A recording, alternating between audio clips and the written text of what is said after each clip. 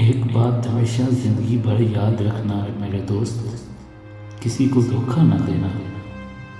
धोखा में बड़ी जान होती है, ये कभी नहीं मरता। घूम कर एक दिन वापस आपके पास ही पहुंच जाता है, क्योंकि इसको अपने ठिकाने से बहुत मोहब्बत है। मैंने अपनी ज़िंदगी में चंद बातें सीखी हैं। माँ बाप के अलावा कोई वफादार नहीं। इज्जत सिर्फ पैसे की है, इंसान की नहीं। गरीब का कोई दोस्त नहीं बनता। इंसान जिस शख्स के लिए दिल से मुखलिस हो, वही उसको दुख देता है।